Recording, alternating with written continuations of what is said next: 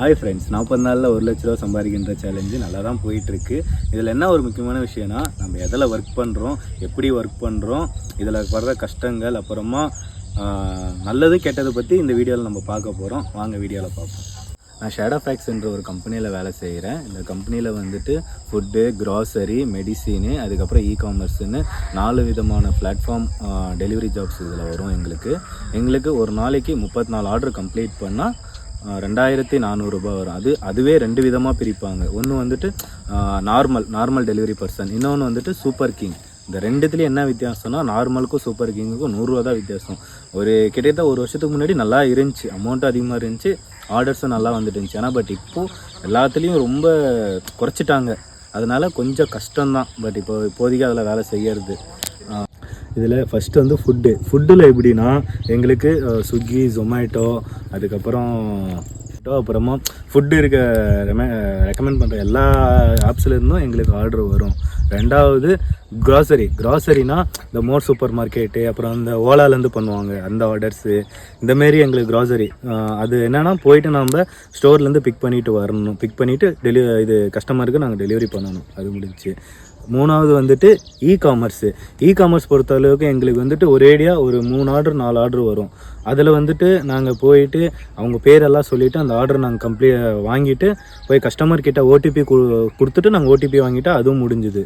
அப்புறமா Apollo pharmacy order எப்படி வரும்னா, எங்களுக்கு ஃபார்மசிலேருந்து ஆர்டர் வரும். அதுக்கப்புறமா அதை போய் நாங்கள் பிக்கப் பண்ணிக்கிட்டு கஸ்டமர் நம்பர் வரும், அப்புறமா லொக்கேஷன் வரும், அங்கே போயிட்டு நாங்கள் அவங்களுக்கு ட்ராப் பண்ணணும். இதுதான் மொத்த எங்களுக்கான வர ஆர்டர்ஸான டீட்டெயில்ஸு. அதுக்கப்புறம் எங்களுக்கு எத்தனை கிலோமீட்டர்லேருந்து எங்களுக்கு ஆர்டர் வரும், அதுக்கப்புறம் நாங்கள் எத்தனை கிலோமீட்டர் வரைக்கும் நாங்கள் டெலிவரி பண்ணலாம் அப்படின்றது எங்களுக்கு இப்போ சொல்கிறேன் நான். எங்களுக்கு மினிமம் பிக்கப் பண்ணுறம்போது ஒரு 3 to 4 கிலோமீட்டர்ஸ் வரைக்கும், ஆனால் மேக்ஸிமம் 7 கிலோமீட்டர்ஸ் வரைக்கும் எங்களுக்கு பிக்கப் வரும். ஆனாலும் நாங்கள் போய் தான் ஆகணும். அதுக்கப்புறமா ட்ராப்பும் அவ்வளோதான். பிக்கப்பே 7 கிலோமீட்டர்னால் ட்ராப் மேக்ஸிமம்னா 12 to 15 கிலோமீட்டர்ஸ் வரைக்கும் நான் ட்ராப் பண்ணியிருக்கேன். இதுதான் எங்களுக்கு. ஆனால் எங்களுக்கு எல்லா ஆர்டரும் வரும், எல்லா ஆர்டரும் நாங்கள் கம்ப்ளீட் பண்ணி தான் ஆகும். கஸ்டமர் சர்வீஸ் பொறுத்தளவு ஃபுட்டில் டிஸ்அட்வான்டேஜ் இருக்குது, அட்வான்டேஜ் இருக்குது. அதில் என்னென்னா, ஒருத்தன் கஸ்டமர் வந்துட்டு நாங்கள் போகிறதுக்கு முன்னாடியே நின்று வெயிட் பண்ணிட்டு வாங்கிட்டு போவாங்க. ஒரு கஸ்டமரு ஏன்டா இவ்வளோ லேட்டாக வந்தேன்னு கேட்குறவங்களும் இருக்காங்க. ஒரு கஸ்டமர் கேட்டுக்கு வெளியிலே நின்று கொடுத்துட்டு போகணுன்றாங்க. அந்தமாரி ஃபுட் சர்வீஸில் இதெல்லாம் எப்பயுமே டெலிவரி பர்சன் ஃபேஸ் பண்ணுற ஒரு பெரிய பிரச்சனை. ரெண்டாவது என்னென்னா, க்ராசரியில் பொறுத்தளவு அவங்க ஆர்டர் பண்ணிட்டாங்கன்னா அவங்க அது ஒரு கேரே எடுத்துக்க மாட்டாங்க. என்னை பொறுத்தளவு அது 1 செகண்ட் அப்பப்போ பார்த்தீங்கன்னா கொஞ்சம் நல்லாயிருக்கும். ஏன்னா நாங்கள் 4 கிலோமீட்டர்லேருந்து கூட வருவோம், ஒரு டைம் 8 கிலோமீட்டர்லேருந்து கூட வருவோம். வந்து நீங்கள் ஃபோன் எடுக்கலன்னா அதை நாங்கள் ரிட்டர்ன் எடுத்துன்னு போய் ஸ்டோருக்கு கொடுத்தா அது எங்களுக்கு ஆர்டர் கணக்கு கூட வராது, வேஸ்ட் ஆஃப் டைம் தான், அமௌண்ட்டு கூட எங்களுக்கு இது கிடையாது. அதுக்கப்புறமா மெடிசனும் ஓகே தான், ஃபோன் பண்ணால் எடுத்துடுறீங்க, கஷ்டம் எல்லாம் கூட வீட்டில் வச்சுட்டு நாங்கள் ஓடிபி வாங்கிட்டு வந்துடலாம். இதேமாரி காமர்ஸும் அவ்வளோதான், சேம் அதேமாதிரி தான், ஓடிபி வாங்கிட்டு நாங்கள் வச்சுட்டு வந்துடலாம். ஸோ பிரச்சனை இல்லை. இதில் மெயின் பிரச்சனை என்னடானா, ஃபுட்டுலேயும் க்ராசரியில் தான் எங்களுக்கு நிறைய பிரச்சனை வருது. அதை மட்டும் நீங்கள் ஆர்டர் பண்ணும்போது கொஞ்சம் பார்த்துக்கோங்கன்றதான் சொல்கிறோம். நாங்கள் வேறு எதுவும் ரெக்வஸ்ட் பண்ணிக்கிறோம், வேறு எதுவும் கிடையாது.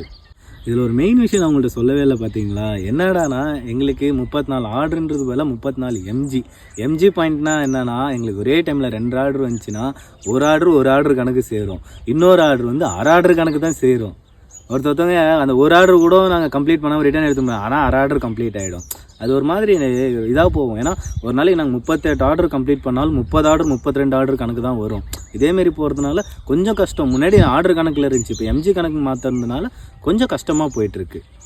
நீங்கள் நினைக்கலாம், என்ன இவன் ஜஸ்ட் வீடியோ மட்டும் போஸ்ட் பண்ணுறான், வீடியோவில் மட்டும் பேசுகிறான், ப்ரூஃப்ன்றது ஏதோ ஒரு ஃபோட்டோ மட்டும் காமிக்கிறான் அப்படின்னு நீங்கள் நினைக்கலாம். ஆனால் எங்களுக்கு ஒரு நாளைக்கு 34 ஆர்டர் கம்ப்ளீட் பண்ணுறதுன்றது சும்மா கிடையாது.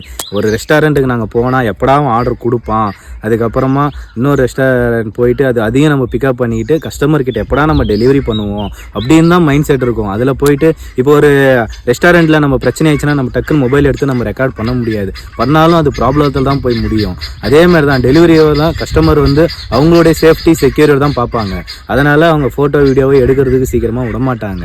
அதனால தான் நான் எதுவும் போஸ்ட்டோ எதுவும் பண்ணலை. இன்னும் கொஞ்சம் நாளில் ஒரு ஹெல்மெட் கேமரா வாங்கலான்னு இருக்கேன். ஸோ அது மேபி அதுக்கப்புறம் வாங்கிட்டேன்னா அதுக்கப்புறம் எல்லா வீடியோஸ்லாம் வரும். அது வரைக்குமே இப்படி தான் ஆர்டர்ஸ் எல்லாம் கம்ப்ளீட் பண்ணிவிட்டு லாஸ்ட்டில் வீட்டில் வந்துட்டு ஃபேமிலி கூட கொஞ்சம் டைம் ஸ்பெண்ட் பண்ணிவிட்டு அதுக்கப்புறம் வீடியோ எடுத்து போடுறது தான் என்னுடைய இதோ போயிட்டுருக்கு. என்கிட்ட மொபைலும் சரியில்லை. இந்த மொபைலில் ஒரு நாளைக்கு 4 டைம் பவர் பேங்க்கில் சார்ஜ் போடுறேன். 20,000 mAh வச்சுருக்கேன். 4 டைம் மேலே சார்ஜ் போடுறேன்.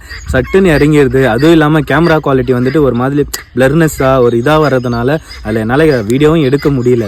அதனால தான் வேறு எந்த வீடியோவும் நான் போஸ்ட் பண்ணாமல் ஜஸ்ட் டெலிவரி எல்லாம் முடிச்சுட்டு வீட்டில் வந்து கொஞ்சம் ரெஸ்ட் எடுத்துகிட்டு அப்புறமா நான் போஸ்ட் பண்ணுறேன். ஆனால் பட் என்னன்னா எங்கள் டெலிவரி பர்சன் வாழ்க்கையில் வந்துட்டு எல்லாமே ரொம்ப கஷ்டம்தான். ஒரு டைம் சிம்பிளாகவும் நல்லா முடியும், ரொம்ப கஷ்டத்துலேயும் கொண்டு போய் விடும்.